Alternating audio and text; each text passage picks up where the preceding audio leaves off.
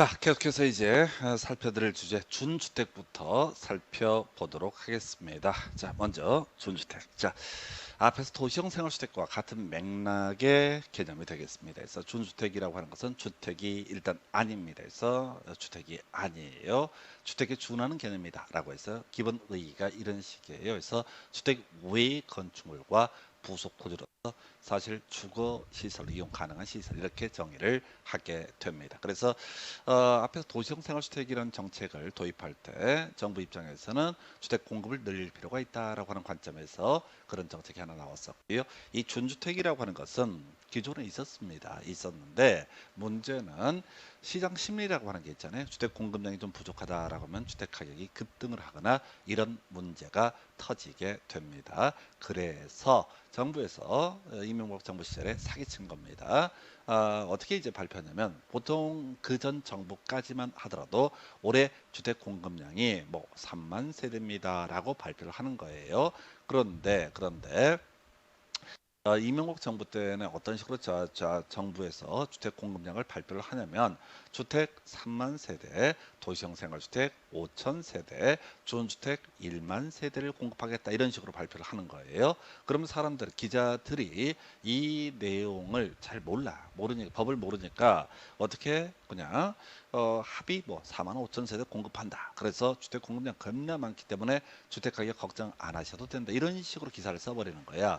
정부 당국자들이 알면서 약간 사기성 있는 거죠. 근데 그 당시만 하더라도 이명박 정부 전에 노무현 정부 체계에서 뭐가 문제가 됐었냐면 주택 공급 등이 문제가 돼가지고 정권이 흔들렸던 사례가 있습니다. 그래서 모르겠어요. 기자들이 알면서 그랬었는지 모르면서 썼는지 모르겠지만 결국은 준주택은 기존 정부에서 다 있었던 개념인데 따로 이 통계를 안 뽑았던 부분이에요. 그런데 주택 공급량 관련해서 통계를 따로 뽑아서 마치 주택으로 공급하는 것처럼 시장에 착시 효과를 주게 됩니다. 그래서 종류 살펴보셔야 됩니다. 그래서 시험 문제 포인트는 이거죠. 기다노라고 하는 거. 그래서 기다노, 기숙사. 예, 우리가 주택법에서의 주택은 아니라고 공동주택은 아니라고 설명을 드렸습니다. 다중생활시설이라고 하는 거.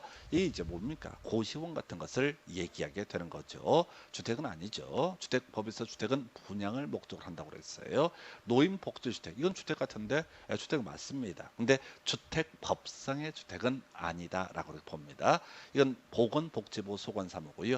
주택에 관해서는 건설교통부 소관사무가 되겠습니다. 그래서 이 노인복지주택이라고 하는 것은 논리 체계가 어떻게 되는 거냐면은 자 어르신들이 거주하는데 편하도록 만든 주택이에요. 예를 들어서 욕실 같은데 낙상 떨어져 다치는 경우, 넘어져 다치는 경우 이런 걸 막아내기 위해서 노인복지주택이라고 해서 거기는 이제 미끄럼 방지 막 이런 것들을 설치하고요, 문턱 등을 없애고요, 이런 유형의 주택을 노인복지주택이라고 정의를 하게 됩니다. 그러나 이 우리가 주택청약종합저축이라고 해서 이런 걸 가지고 이 노인복지주택을 분양을 받을 수는 없어요. 그래서 바로 주택법의 적용을 받지 않게 됩니다. 그 다음에 오피스텔, 아마도 의미상 주거용 오피스텔을 의미하게 되겠죠. 그래서 기다노라고 하는 것이 논의의 쟁점이 되게 됩니다. 그래서 요거는 제가 일부러 이명박 정부 정책이라고 말씀을 드렸고 이게 이제 암기 편의를 위해서 만들어진 개념인데 이명박 정부, 이명박 씨가 어떤 사람이냐라고 했을 때 지금 간방에 가신 분이고요. 그 다음에 이명박 대통령 같은 경우는 그 당시에 잘은 모르는데 이 사람이 일본 출신이다. 일본 오사카 태생이다라는 식의, 진짜는 어쩐지 모르겠어요. 뭐 그런 루머 이런 게 있었어. 그래서 일본 놈이다 이런 식으로 뒷담하는 분. 그 반대 정파에서 씹을 때는 이 이명박 대통령, 이명박 후보 이 사람을 일본 놈이다 이런 식으로 밀어붙였던 바가 있습니다. 그래서 하여튼 뭐 선거라는 게뭐 네가티브도 필요할 거예요. 하여튼간에 일본 놈이다. 그래서 일본 놈이다. 일본 놈이다. 그래서 기다노 하면 뭐라고요? 일본말 같잖아. 그래서 이명박 정부 때 만들어진 개념 바로 준주택이라고 하는 거, 기다노, 기숙사, 다중생활시설, 노인 복지주택, 오피스텔. 자, 이 주제는 어디서 공부했던 주제랑 연계되냐면 학기론 공부할 때 주택도시기금이라고 하는 거, 우리가 이제 준주택 건설이나 국민주택 건설 등에 이 자금을 대출해 줄 수 있다라고 한 거 있었고요. 그리고 또 하나 이슈가 됐던 것이 기금 이하라고 해서 국민주택 규모 이하의 주택이라고 하는 거, 요거 자 매입할 때 구입할 때 대출을 해줄 수 있다. 또 하나가 준주택을 구입하고자 하나 임대 리모델링 할 때 대출해 줄 수 있다 해서 준주택. 그 제 기억이 나요. 이 학기론 할 때 갑자기 준주택 얘기하는데 기다 놓고 생각이 안 나서 좀 이따가 설명을 드렸던 그런 기억이 있습니다. 그래서 준주택 이명박 정부의 작품이었었고요. 다만 뭐 이런 것들도 결국은 시장에 대해서 우리가 충분하게 주택을 공급하니까 집값 걱정하지 마라. 급히 살 거 없다. 이렇게 시장에 시그널을 보낼 수 있었던 그런 수단 중에 하나. 어찌됐든 이명박은 일본 놈 기다노 이런 식으로 말을 만들어서 외우셔야지 이게 헷갈리지 않습니다. 듣고 이해하시는 것은 전혀 여러분 삶에 보탬이 되지 않습니다. 이게 이제 공인중개사 시험이라고 하는 걸 몇 년씩 준비하는 이유 중에 하나가 뭐냐면 들으면 막 이해가 돼. 환장하는 거예요. 그게 시험장에 기억이 안 나. 그래서 공부를 할 때부터 시험장에 맞춰서 가셔야 돼. 기단어, 준주택의 종류, 기숙사, 다중생활시설, 노인복지주택, 오피스텔, 기다노 이렇게 해석을 하게 됩니다. 자, 그리고 나서 검토드릴 주제가 이제 3개 정도의 용어의 정의가 남아 있게 됩니다. 해서 얘들 하나하나 최근 5년 사이에 문제 구성 것이고요. 만만치가 않습니다. 그래서 자, 공공택지라고 하는 거. 자, 이 공공택지 얘기는 도시개발법 할 때도 한번 공부를 했던 바가 있습니다. 수용 방식에 따른 도시개발 사업에 있어서 자, 지금 이제 수용을 통해서 택지를 조성을 해서 건설업자에게 분양을 한다. 그걸 우리가 공공택지라고 정의를 합니다. 그럼 이제 토지를 확보할 때 무슨 방식이 있어? 수용 방식에 대해서 환지 방식이 있었죠. 환지 방식에 따라서 택지를 조성하게 되면 이것은 공공택지가 아닌 택지라는 용어를 씁니다. 그래서 공공택지의 키워드가 되는 것은 바로 뭐가 된다? 자, 이 택지를 조성함에 있어서 수용 방식, 토지 소유자의 의사에 반해서 땅을 강제로 뺏어내는 것을 수용이라고 부르게 되는데 수용 방식을 통해서 택지를 조성하면 이걸 뭐라고 그런다? 공공택지라고 부르게 됩니다. 자, 근데 이게 외우기가 너무 어려워요. 종류가 무려 9개가 있습니다. 여러분들이 그걸 다 외운다는 건 불가능에 가깝고요. 예를 들어서 산업단지 조성 사업 이게 한번 출제가 돼서 산업단지 조성 사업에 따라 조성된 공동주택 건설 용지 이건 공공택지에 해당한다. 28회 때인가 답이 됐던 명제입니다. 근데 그거 하나 나왔다고 해서 공공택지의 종류를 하나하나 다 외운다라고 하는 것은 거의 불능에 가까운 영역이 되게 됩니다. 자, 근데 어떻게 해야 돼? 시험 준비를 해야 되니까 공공택지의 기본 개념부터 설명드립니다. 이건 책에 없어요.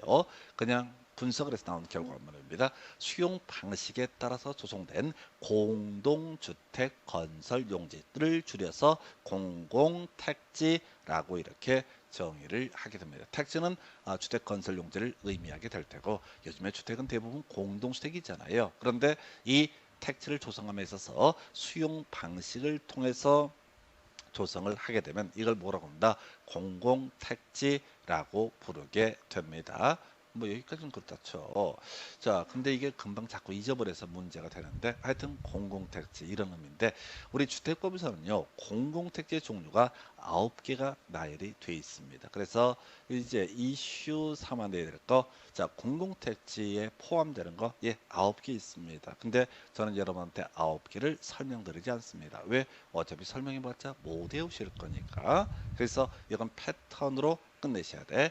해서 자 점점점은 공공택지에 해당한다, 포함한다 라는 명제가 있으면 이 명제는 옳은 표현이 되게 됩니다. 그래서 공공택지에 해당한다, 공공택지에 포함된다라는 명제는 옳은 표현으로 구성을 할 수가 있습니다. 자, 이게 이제 무슨 의미를 가지고 있느냐라고 했을 때 우리 주택법에서는요, 공공택지에 포함되는 것만 9개를 예정을 하고 있습니다. 출제위원들이 문제를 구성함에 있어서는 아무거나 9개 중에 하나를 뽑는 거야. 그래서 공공택지에 해당한다, 공공택지에 포함된다라는 식으로 해서 옳게 구성을 하게 되는 거예요. 그래서 이거는 결국은 뒤쪽을 봐야 돼. 해당한다, 포함한다 라는 명제는 무조건 옳은 표현이다 라고 이렇게 일단 외우고 시작해야 돼. 그래서 공공택지 딱 뜨게 되면 수용 방식인데 시험용으로 접근할 때는 바로 뭐라고요? 해당한다, 포함한다, 옳은 표현 이렇게 접근을 해 주시는 게 필요합니다. 자, 그런데 21회 때던가요? 공공택지에 포함되지 않는 것이 하나 창의적으로 출제가 된 바가 있습니다. 자, 앞에서 우리 도시개발법, 도시개발사업 얘기를 하게 되는데 우리가 주로 공부를 하게 되는 것은 도시개발사업의 시행 방식이라는 것은 수용 방식과 환지 방식이라는 개념으로 대별해 볼 수가 있게 됩니다. 근데 이미 본 것처럼 수용 방식에 따라서 도시개발사업을 해서 조성된 공동주택 건설 용도는 공공택지에 해당이 됩니다. 그러면은 이걸 틀리게 구성을 하고 싶으면 환지 방식에 의해서 시행되는, 환지 방식에 따라 시행되는 도시개발 사업에 의해서 개발 조성된 공동주택 건설 용지 하면 이것은 어떻다? 바로 공공택지가 아니다라고 이렇게 접근하셔야 돼요. 그래서 아닌 거, 이거 시험에 낼 수 있는 건 딱 하나밖에 없어요. 왜? 우리 시험 범주에 거기 9개 공공택지와 관련해서 함정을 팔 수 있는 것은 도시 개발사업 하나밖에 없어요. 다른 것은 다 우리 시험 범주가 아니에요. 그래서 어차피 거기서 예시하고 있는 건 다 수용 방식만을 전제로 하는 사업이기 때문에 공공택지가 아니다라고 이렇게 구성을 할 수 없어요. 그래서 공공택지 아닌가 한 가지만 기억합니다. 환지 방식으로 시행하는 도시개발 사업에 따라서 조성된 공동주택 건설 용도는 바로 공공택지가 아니다라고 하는 거. 요것만 하나 기억을 해주시고 모르면 다 어떻다? 공공택지에 해당한다라고 이렇게 기억을 해주실 거 힘들어요. 근데 이런 식의 패턴을 가지고 공부를 하지 않으시게 되면 정말 방대한 내용. 지금 여러분들 한 개 외우는 것도 겁나 부담스러운데 9개를 외운다고 쳐봐. 게다가 제가 만약에 9개를 설명을 드리게 되면 하나의 사업에 대해 설명을 드릴 겁니다. 뒤집니다. 뒤져요. 자, 너무 힘겨운 작업들이 될 겁니다. 그래서 이렇게 가시면 공공택지 문제는 완벽하게 해결을 하실 수가 있게 됩니다. 자, 그 정도가 되겠고요. 그 다음에 이제 이슈 3만 내드릴게 주택단지. 이것도 최근 한 5년 사이에 2번인가 3번 출제가 될 만큼 중요 이슈가 되게 됩니다. 그래서 의의부터 설명드리고 나머지 사를 붙여서 얘기를 할게요. 자, 주택과 부대, 복리 시설 등을 건설하거나 대지를 조성하는 데 사용되는 일단의 땅 덩어리, 토지를 가리켜서 우리는 주택단지라 부릅니다. 그래서 주택단지라고 하는 것은 아마도 이게 주택이 들어가겠지요. 그 다음에 조금 이따 공부하겠지만 부대시설이라고 하는 거, 또 뭐가 있어? 복리시설, 아직은 뭔지 몰라. 이런 것들도 주택단지 안에 다 들어가게 됩니다. 이런 전부의 땅 덩어리를 가리켜서 우리는 뭐라고 한다? 주택단지라고 이렇게 정의를 하게 됩니다. 주택단지라고 정의를 하게 됩니다. 그래서 뭐 어쨌든 얘기냐 해서 일단의 땅 덩어리를 우리는 뭐라고 한다? 주택단지. 그럼 시험에 나오는 게 뭐냐라고 했을 때 주택단지가 몇 개냐라고 하는 것이 출제 쟁점이 됩니다. 자, 예를 한번 들어볼까요? 여러분 주택이 있고 부대 복리시설이 있는데 이쪽에 철도가 혹시 지나간다. 설마 그런 일이 있겠어? 아니, 지나간다라고 전제가 되면 이건 2개 단지로 해석한다. 고속도로가 지나간다라고 하면 어떻다? 2개 단지로 해석한다. 되게 많아요, 종류가. 그런데 시험용으로 이슈가 되는 것은 이거죠. 바로 일반도로, 도시계획 예정도로라고 하는 것이 이슈가 됩니다. 일반도로가 뭔가요? 또는 도시계획 예정도로가 뭔가요? 몰라요. 일반도로는 도로인가 보지. 도시계획 예정도로는 예정도로인가 보지. 이 정도만 가시면 돼. 여기서는 숫자 싸움이야. 자, 여기 일반도로가 자라고 전제를 해봐요. 일반도로라고 하는 것으로 전제를 하고 이게 폭이 20m 미만이다. 예를 들어서 18m다. 그러면 이것은 현재를 가로지르는 도로가 있음에도 불구하고 한 개 단지로 해석을 한다, 이런 얘기입니다. 폭 8m 미만인 도시계획 예정도로 분리된 토지. 이것이 일반 도로가 아니라 도시계획 예정도로라고 전제해 보겠습니다. 폭이 6m짜리입니다. 그러면 이건 어떻다? 단지가 한 개가 되게 된다. 이런 의미예요. 그러면 달리 해석하면 일반 도로가 폭이 20m 이상이다. 이 폭이. 또는 도시계획 예정도로가 폭이 8m 이상이다. 라고 하면은 두 개 단지 또는 별개 단지. 별개라는 게 두 개 이상을 각각이라는 개념을 별개라는 용어를 씁니다. 그래서 별개의 단지를 만드는 게 되게 많아요. 철도, 고속철도 뭐 별게 다 있어. 종류가 더럽게 많아. 그런데 이것은 숫자만 쌓아 붙이는 거야. 일반 도로로서 폭이 20m 이상인 일반 도로가 이 주택단지를 가로질면 이것은 별개의 단지로 본다. 도시계획 예정도로가 폭이 8m 이상이 돼서 이 주택단지를 가로질러 가게 되면 어떻다? 별개 단지로 본다. 그래서 여러분들이 기억하실 거요. 별개의 단지만 주구장창 외우는 거야. 두 가지. 일반 도로 폭 20m 이상. 그럼 문제를 구성할 때는 폭 18m, 폭 22m 이런 경우수를 만드는 거야. 도시계획 예정도로 폭 6m, 폭 12m 이렇게 예시지문을 만듭니다. 그래서 여러분들은 일반 도로, 도시계획 예정도로 일반 도로의 경우 폭이 20m 이상, 도시계획 예정도로의 경우 폭이 8m 이상이 되게 되면 어떻다? 이들은 별개 단지로 해석을 하게 된다. 이렇게 이걸 외우셔야 돼요. 주택단지 일단의 땅 덩어리. 점으로 계속해서 한 개의 단지냐, 별개의 단지냐, 이것만 갖고 쟁점을 삼아내요. 쉬워 보이죠? 아니요, 어려워요. 왜? 별개 단지로 만드는 게 뭐 철도, 고속도로, 자동차 전용도로 뭐 이런 게 쭉 종류가 나와. 그 하나하나의 의미를 새기는 것 너무 어려워. 거의 숫자가 다 없어요. 숫자 있는 게 일반 도로와 도시계획 예정도 두 가지. 물론 이제 시행 규칙인 걸 찾아보면 국지도로 나오는데 거기까지는 욕심. 나중에 문제 풀이할 때 한두 개 외우는 건 별개 문제로. 일반 도로 폭 20m 이상, 도시계획 예정도로 폭 8m 이상이 됐을 때 어떻다? 별개 단지로 해석을 하게 된다. 이렇게 전제를 삼습니다. 요거 하나 쟁점입니다. 되게 어려워요, 이런 게. 자, 그래서 지금 앞에서 공공택지 까다롭죠.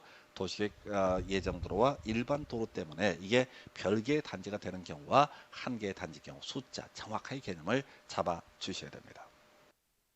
자, 이제 부대복리 간선시설. 우리 앞에서 주택단지라고 하는데 부대시설, 복리시설, 주택 등이 존재하고 있는 일단은 땅 덩어리라고 전제를 삼았던 바가 있습니다. 그래서 부대복리 간선 답이 안 돼도 그건 무조건 외우고 들어가야 돼. 자, 부대시설, 주택단지 안에 설치 딸린 담장, 주택단지 안에 도로, 주차장, 관리사무소 요 네 가지가 부대시설. 물론 시행규칙하면 수십 개 더 있습니다. 그거 외우려고 하지 마세요. 한 번도 안 나왔으니까. 우리 시험에 20년 동안 나왔던 것만 가지고 시험을 보십시다. 더 파면 안 돼.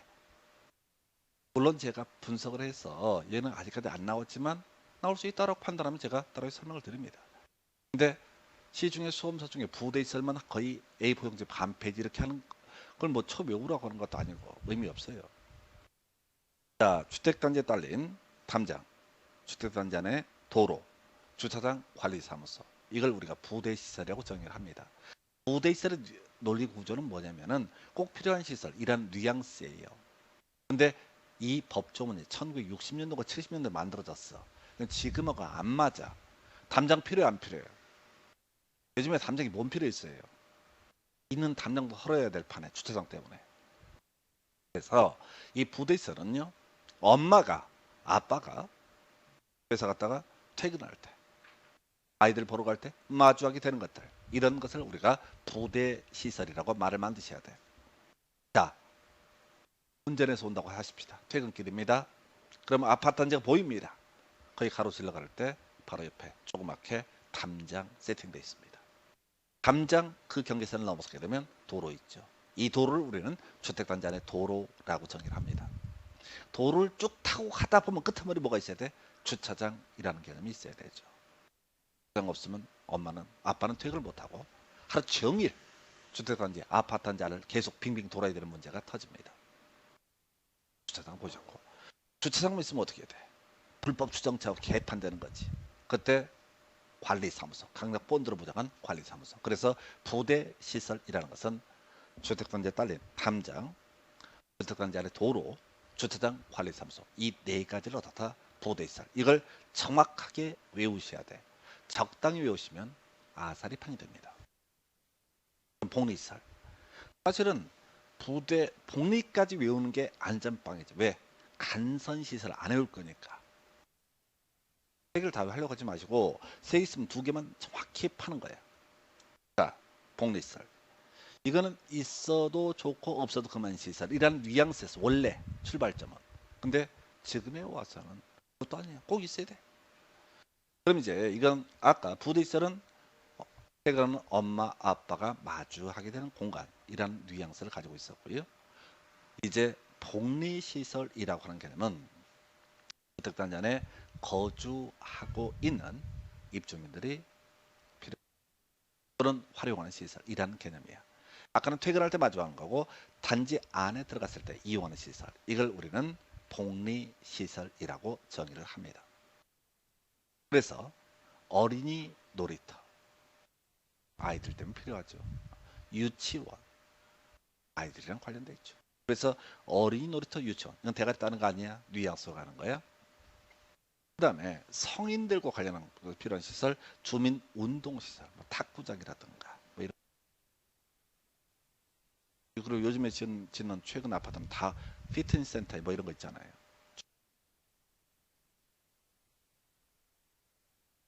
어르신 필요한 게 뭐야? 경로당.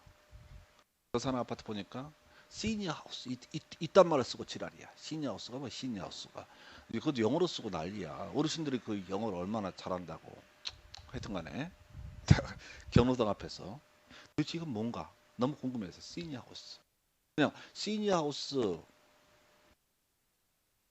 다 치고 이 시니어 하우스를 말하고 좋게 쓰면 나. 이걸 또 이제 디자인을 해야 할건 뭐 다름없게 자식들 그냥. 복리시설. 아이들 필요한 거 어린이 놀이터 유치원. 성인들 필요한 거 주민. 어르신들 필요한 거 경로당. 그리고 온 가족이 다 모이는데 마트라든가 또 뭐가 있을까요? 뭐 미용실, 떡볶이집 이런 것들 다 들어간 근린 생활시설. 다시 갑시다. 엄마가 아빠가 퇴근할 때 마주하게 되는 것들. 담장 주택단지 안에 도로 주차장 관리 사무소. 주택단지 안에 거주하고 있는 아이들 관련해서 어린이 놀이터 유치원, 성인 관련해서 주민운동시설, 어르신 관련해서 경로당. 네 번째 근린 생활시설, 복리시설. 그러면 간선시설은요, 주택단지 안 하고요, 밖을 연결시켜주는 시설. 이란 뉘앙스를 가지고 있습니다. 도로 상하수도, 전기, 가스, 통신, 지역 난방시설 등 예시값이고요. 주택단지 안에 기간시설을 그 주택단지 밖에 있는 같은 종류의 기간시설에 연결시켜주는 시설. 이걸 우리가 간선, 근간이 되는 시설이라는 의미를 가지고 있습니다. 그런데 여러분들은 부대 복리만 정확하게 외우시게 되면은 를 외우지 않더라도 대략 개념을 잡아내실 수가 있게 됩니다. 자, 그래서 지금 이제 용어의 정의든 이 파트가 주택단지만 갖고 한 문제를 구성하고 부대복리 간선만 가지고 한 문제를 구성하면 나을 텐데 얘들이 다 묶어서 뭉뚱그려 한 문제를 구성을 해버려요. 그래서 지금 설명드린 용어들이 아주 까다롭습니다. 이건 이해한다고 되는 게 아니라 단순 암기의 영역으로 해석을 해 주셔야 됩니다. 자, 그래서 주택법 적용 범주 등 관련해서 이렇게 끊어서 설명을 드렸고요. 잠시 끊었다가 이제 리모델링이라는 주제부터 설명을 드리도록 하겠습니다.